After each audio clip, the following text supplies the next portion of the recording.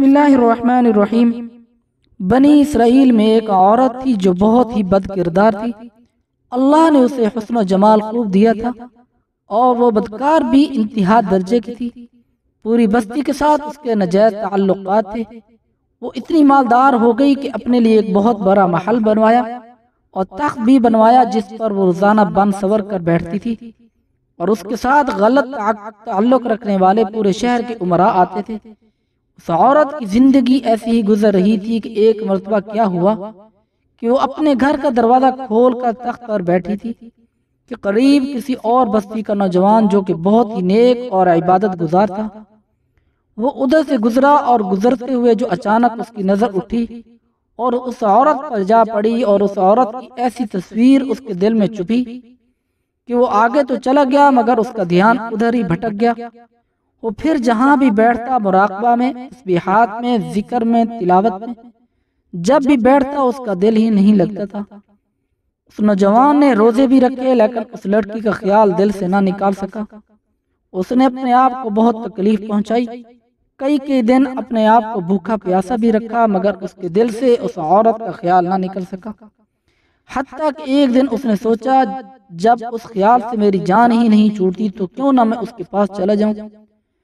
چنانچہ اس نوجوان کے پاس تھوڑا بہت سامان تھا، اس نے اس کو بیچا اور اتنے پیسے تیار کیے جتنے سے وہ بدکار عورت اپنے پاس آنے کی اجازت دیتی تھی۔ وہ اس عورت کے پاس آیا اور اس کو پیسے دے کر اس کے ساتھ تخت پر بیٹھ گیا۔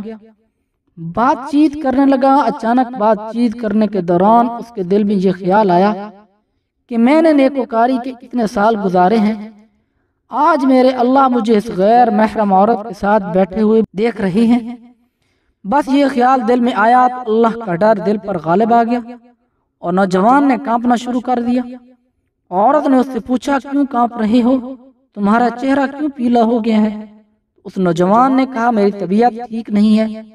تو اس عورت نے کہا کہ تم جس مقصد کے لیے آئے ہو وہ مقصد پورا کرو اور جاؤ یہاں سے۔ اس نوجوان نے کہا نہیں۔ وہ عورت بہت حیران ہوئی کہ آج تک میں نے اپنی زندگی میں ایسا مرد نہیں دیکھا جو میرے قریب اس طرح تخت پر آ کر بیٹھے اور پھر برائی کیے بغیر ہی چلا جائے۔ تم کیسے نوجوان ہو؟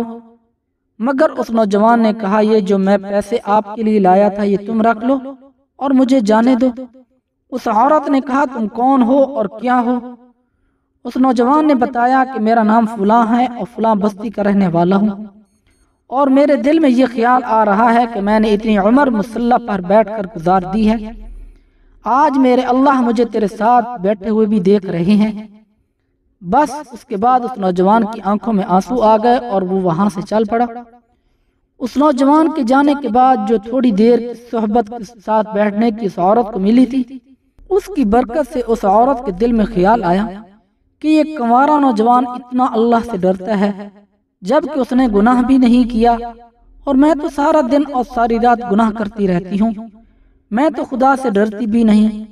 اس کے دل میں شرمندگی پیدا ہوئی، کروں تو کیا کروں؟ دل میں خیال آیا کہ اچھا جاتی ہوں، حضرت موسیٰ سے پوچھتی ہوں کہ میرے لیے بھی کوئی توبہ کی گنجائش ہے۔ وہ اپنے گھر سے نکل کھڑی ہوئی۔ اب اس کو بستی کا ایک بندہ پہچانتا تھا، وہ اتنی نامی گرامی چیز تھی۔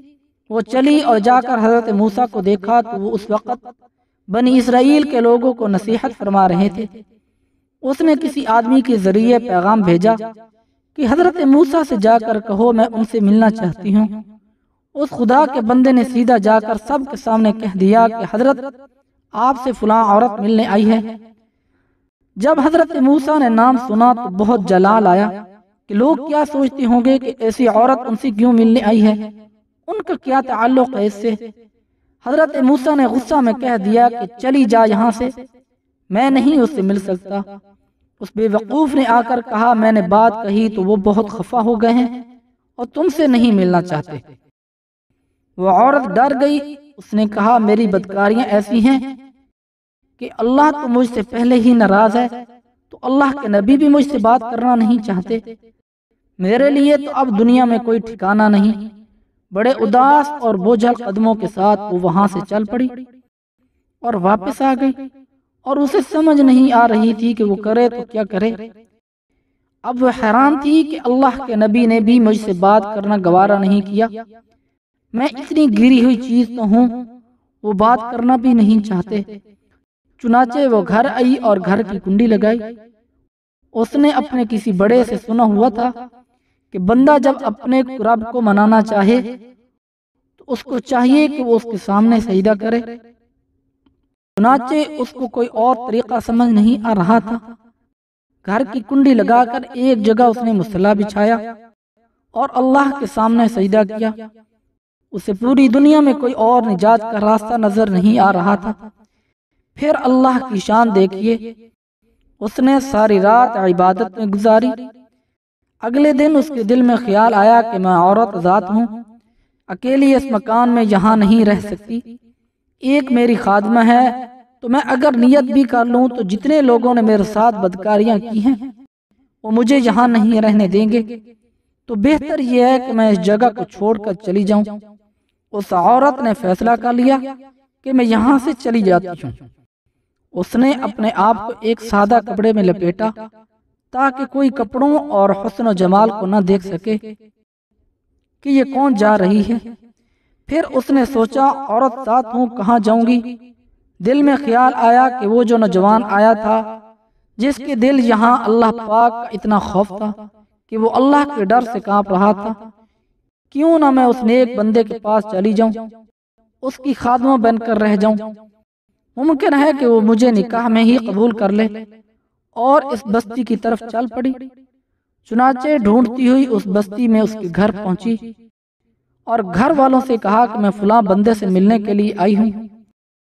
تو اس کے گھر والوں نے کہا کہ اس کے ذکر اور عبادت کا معمول ہے اور وہ کمرے سے اتنے بجے نکلتا ہے، تم ایسا کرو انتظار کر لو۔ چنانچہ اس نے کہا میں انتظار کر لیتی ہوں۔ وہ انتظار میں بیٹھ گئی۔ جب انتظار کرنے بیٹھی ہوئی تھی تو اچانک اس نوجوان نے دروازہ کھولا۔ اس کی نظر اس عورت پر پڑی یہ سامنے بیٹھی ہوئی تھی۔ جب نوجوان نے عورت کا چہرہ دیکھا تو اس نوجوان کو اپنا وہ وقت یاد آ گیا جب میں اپنے مصلی کو چھوڑ کر اس کے تخت پر جا بیٹھا تھا۔ اس نوجوان کے دل پر خوف طاری ہو گیا کہ کہیں یہ میرا ایمان خراب کرنے تو نہیں آ گئی۔ میں نے تو اتنی مشکل سے اس کا تصور ذہن سے نکالا تھا۔ پھر نوجوان پر اتنا خوف طاری ہوا کہ وہ وہیں پر گر پڑا اور اس کی جان ہی چلی گئی۔ اب اس کی وفات پر گھر والے بھی رنجیدہ اور اس عورت کو بھی بہت غم تھا۔ خیر 3 دن کے بعد اس عورت نے اس کے گھر والوں کو بتایا کہ میں تو اس نیت سے آئی تھی۔ انہوں نے کہا اب وہ تو اس دنیا سے چلا گیا، اس کا ایک بھائی ہے، اگر وہ تمہارے ساتھ نکاح کر لے تو تم اس کے ساتھ نکاح کر لو گی؟ اس عورت نے کہا ٹھیک ہے۔ جب اس کے بھائی سے پتہ کیا تو اس نے کہا ٹھیک ہے، اگر پہلے یہ ایسی عورت رہی ہے اور اب توبہ کی نیت کر چکی ہے تو میں اس کو اپنے نکاح میں قبول کر لوں گا۔ چنانچہ اس عورت کو اس کے بھائی کے ساتھ نکاح ہو گیا اور اس عورت کو اللہ پاک نے 7 بیٹے عطا فرمائے اور 7 بیٹے بنی اسرائیل کے اولیاء میں سے گزرے ہیں۔ ایسی بدکار عورت بھی توبہ کرتی ہے تو اللہ تعالیٰ اسے 7 ولیوں کی ماں بنا دیتی ہے۔ وہ رب کتنا غفور ہے۔